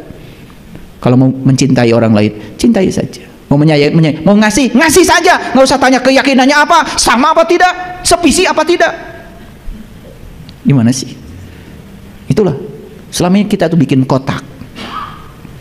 Makanya Nabi Muhammad tahu kalau Ka'bah itu kotak, tetapi mengelilingi Ka'bah tidak boleh kotak, harus lingkaran. Karena kalau kotak, mual bisa mutar. Sok, nyeun ban kotak, rek ini kemana mana? Betul apa tidak? Makanya banyu bulat kan? Iya, bulat nang tuh itu. Ya, bulat, lingkaran. Karena lingkaran itu bisa membawa kita kemanapun. Makanya lingkaran disebut mandala, kesempurnaan. Telur ayam kampung, jangan remehkan. Kulitnya melambangkan atmosfer. Putihnya melambangkan semua benda-benda yang ada di atmosfer. Dan kuningnya itu bagian terdalam dari semua benda-benda yang ada di sini. Itu sumber kehidupan. Di balik kulit ada putih, di balik putih ada kuningnya. Waduh, kalau digali itu dalamnya luar biasa. Ada beras. Beras itu sering disebut Dewi Sri. Saking pentingnya beras. Dari kecil kita makan beras, bukan? Sadar nggak kalau tubuh kita ini isinya beras? Tubuh kita ini sekarang adalah hasil akhir dari apa yang kita makan. Dan yang paling banyak yang kita makan kan beras, bukan? Bukankah itu yang sekarang ada di sini? Jadi darah, jadi daging, jadi apa? Jangan menganggap beras itu mati. Hidup. Pisang manggala. Mang itu asal kehidupan, gala itu agung. Pisang manggala itu menceritakan tentang asal kehidupan yang maha agung. Pisang emas. Emas itu lambang dari kemuliaan, tinggi nilainya, tinggi derajatnya, lembut, semua itu cerita. Pelita, pelita. Dulu pelita itu minyaknya itu terbuat dari minyak kelapa. Kelapa itu kalapa, kala itu artinya Waktu, Pak, itu ruang. Kalapa itu ruang dan waktu. Makanya kalapa luarnya, batoknya itu syariatnya. Kelapanya itu adalah torikatnya, jalannya. Minyaknya disebut hakikatnya. Makanya kalau belajar syariat, belajar torikat, harus sampai pada hakikatnya. Begitu sampai pada hakikatnya, minyak itu bisa digunakan untuk menggoreng, bisa mematangkan. Makanya minyak yang sudah dipakai disebut jalan, jalan. Itu jalannya. Orang tua kita, aduh, peradabannya sudah sangat tinggi, leluhur kita itu.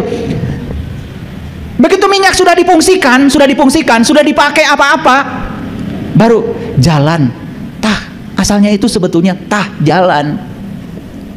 Itu orang Sunda itu menunjukkan ini loh jalannya.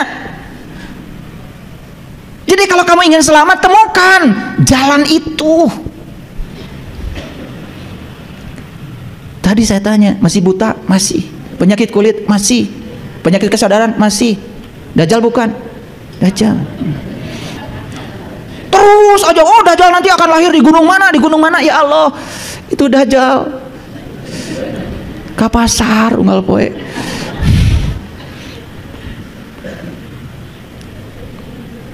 Dajjal suka sholat nggak?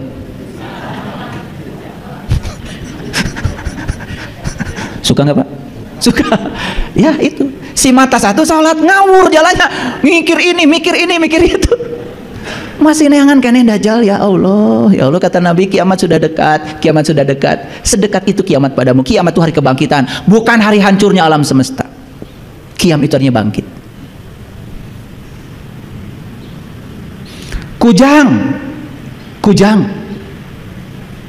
Beda kujang itu. Kalau pisau yang lain, pisau belati itu lurus-lurus. Kujang itu beda. Ada sayapnya.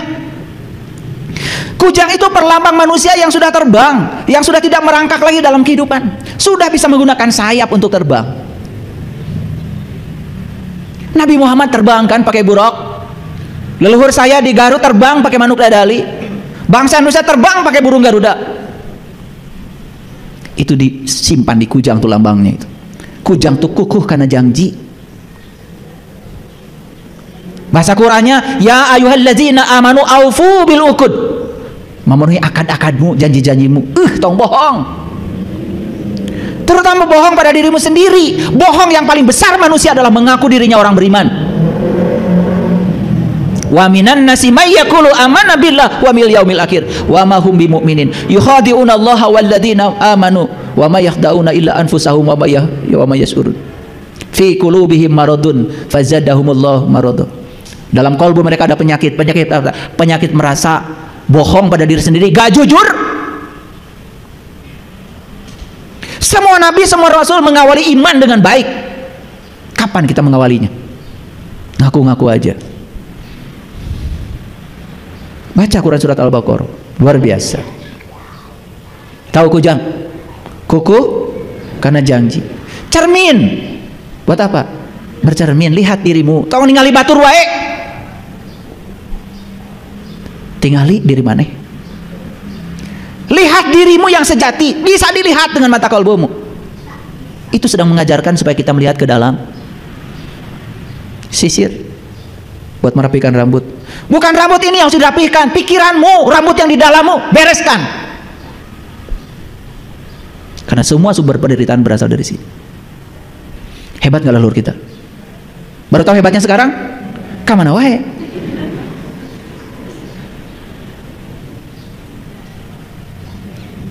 Sinjang tuh kain. Dulu untuk sesajen tidak sembarang loh sinjangnya. Yang dibolehkan itu hanya sinjang batik, batiknya pun Garuda. Sinjang itu kain itu lambang dari busana. Maka kita harus berbusana yang baik. Ikuti cara leluhur kita berbusana. Jadi bangsa kita, jadi diri kita sendiri. Kita berbusana pun ngikutin bangsa lain. Batik, tahu batik? Ba dan titik. Batu Baitullah, rumah Allah, harus ketemu titik di dalamnya. Kalau kamu sudah ketemu titiknya pindah ke jero, lain bak deui nun nurullah. Kembali lagi ke sana. Hebat leluhur kita itu. Garuda terbang. Minyak wangi, ya. Katanya Rasulullah sangat senang dengan wangi-wangian. Masa ada orang senang bau-bauan? Wangi itu ada tapi tidak ada. Ada orang lewat, minyak wanginya mahal. Ada, kamu tercium, tapi tidak ada. Tidak ada tapi ada. Itu perlambang dari kekosongan. Jangan menganggap kosong ini tidak ada. Ini tuh ada. Kalian mengambil napas dari kosong, mengeluarkan napas ke kosong. Pohon hanjuang. Hanjuang itu dari hanju, hiang. Hanju itu apa? Napas terakhir. Hiang itu adalah sang pencipta. Hanjuang itu adalah napas terakhir. Hati-hati. Pada saat kamu kembali kepada sang pencipta. Makanya hanjuang menjadi lambang kelahiran, hanjuang menjadi lambang kematian. Lihat, anak lahir, bali-balinya kasih hanjuang. Dan orang yang meninggal pun di pusaranya dikasih hanjuang. Makanya hanjuang warnanya istimewa. Warnanya keungu-unguan, merah keungu-unguan. Maka Allah mengatakan di Quran, fa idza saqatis sama'u fakanat wardatan kadihan fa bi ayyi ala'i rabbikuma tukadziban. Ketika langit rohanimu terbuka, saat itu kamu akan menyaksikan mawar merah seperti kilapan minyak. Sudah sampai ke situ, masuk pada supernova, melihat alam semesta dalam diri, tahu asal muasal diri. Kita akan tahu kemana kita akan pulang. Orang tua kita itu ngasih nama pohon aja keren, hanjuang, hanju, hiang. Sepaheun. Apa itu? Gambir, pinang, kapur, bako, masukkan ke dalam. Set, dibungkus sama daun sirih. Digayam, dikunyah, nggak ditelan, dikunyah. Awas, segala sesuatu jangan gampang ditelan. Kunyah dulu. Begitu dikunyah-kunyah, keluar warna merah seperti darah. Makanya darah dikaitkan dengan keluarga darah, ikatan. Itu artinya gambir, pinang, bako diikat oleh satu ikatan. Bungkusnya daun sirih. Bahwa kita semua adalah sedarah, sama dari leluhur yang sama Nabi Adam. Tong para seha. Saya buka sedikit rahasianya, sugan ngalarti. Sosok agama, sosok hadis, sosok Quran ngerti juga enggak. Lalu menyepelekan leluhur kita. Ajaran agama manapun tidak ada yang berlawanan. Bahkan dengan ajaran leluhur kita sama. Yang berlawanan itu adalah otak kita yang kurang pengetahuan. Maaf ya. Makanya lihat orang yang sempit pengetahuannya, gampang menyalahkan, gampang protes. Begitu nggak kalian? Dajjal. Garam. Ada garam nggak? Ada. Dari mana garam berasal? Garam itu saripatinya laut. Laut yang sangat luas itu ada saripatinya. Saripatinya jadi garam. Makanya belajar itu jangan terlalu luas. Yang paling penting bisa menangkap saripatinya. Makanya saya kemarin ngasih ceramah 20%, 80%, mungkin pernah dengar ya? Ya. Ada orang yang aktivitasnya 20% aja, tapi kesadarannya meningkat 80%. Ada orang yang aktivitasnya 100%, kesadarannya 0%. Kenapa? Itu si mata satu. Ya si mata satu begitu, sibuk aja. Tapi dia tuh tidak sadar. Wudu nggak sadar, sholat nggak sadar, umroh nggak sadar, haji nggak sadar semua. Orang muter-muter aja ngikut. Gak sadar. Tanya itu, kenapa tadi muternya dari titik itu? Gak ngerti, gak sadar. Kenapa harus muter dari titik yang namanya Hajar Aswad? Gak ngerti, tidak pernah nanya. Kenapa harus lewat Multajam? Kenapa harus lewat pintu Ka'bah? Kenapa harus lewat Makom Ibrahim? Kenapa harus lewat Rukun Yamani? Kenapa harus lewat Hajar Aswad kembali? Kenapa lingkaran? Kenapa 7? Gak pernah ditanya. Yang penting sudah muter dan pulang di sana sudah punya gelar. Ya, ada teman saya tuh pulang dari sana ganti namanya Agus jadi Torik. Ini nyata loh, teman saya. Saya tanya gimana sejarahnya kamu ganti nama? Kan Agus, Torik sekarang ayah. Eta kumaha bisa jadi torik? Saya tuh lagi duduk di Masjidil Haram katanya. Di jalannya kata saya itu. Halangan jalan mana? Iya, saya juga nggak tahu lagi duduk di situ tiba-tiba torik. Lah, mana tang halangan jalan. Lalu karena dia nggak ngerti bahasa Arab disebut gelar cenah ganti cenah Agus jadi torik. Di beja-beja sakampung. Ayeuna teh abdi mah tos naik haji ganti kenapa? Cenah kawitna Agus jadi torik. Naon sababna? Di Mekah cenah. Aya nu manggil-manggil abdi torik padahal mana teh halangan jalan. Torik teh bahasa Arab teh jalan. Jadi mana teh halangan jalan, batur lewat, ya udah dicarek ke polisi orang. Jalan. Gitu maksudnya mah. Bahasa Arabnya torik gitu. Jadi namanya torik. Agus ganti jadi torik. Luar biasa ya.